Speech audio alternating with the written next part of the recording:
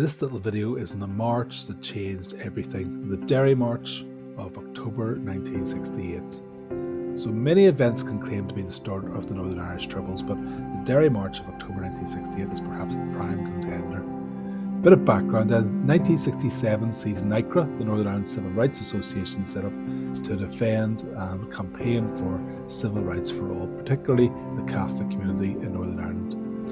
In June 1968, there's the Caledon Squad, led by Austin Curry, which campaigns for housing rights for Catholics.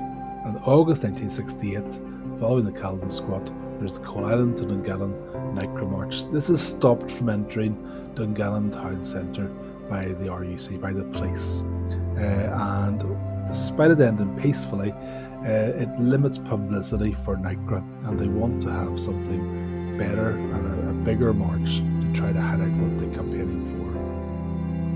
So NICRA wanted to raise the issue of housing discrimination in Derry, Londonderry. They organised a march for the 5th of October 1968. However, Unionists were clearly not happy. They organised counter-demonstrations, particularly by the Protestant apprentice boys, and this leads, quite conveniently, to the Unionist government banning all marches.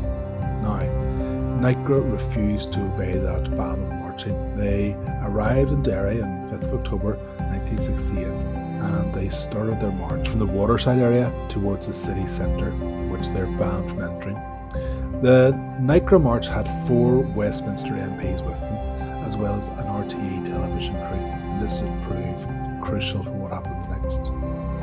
So the marchers quickly found themselves cut off from their route by the RUC, by the police, and as order broke down, police were recorded being very heavy-handed in their response to protesters. This is all recorded by RTE and broadcast around the world. Many protesters were wounded in the subsequent police violence, and this caused a huge amount of controversy when it was released.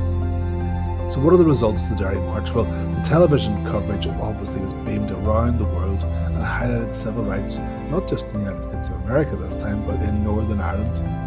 NICRA became a lot more confident in its tactics, and the Unionist government was forced by Prime Minister Harold Wilson to come to London and agree to the 5-point reform programme. Attitudes on both sides, however, as they headed towards Christmas, started to harden with NICRA protests and Unionist counter-protests. This looked very much like leading to conflict. Many thanks for watching.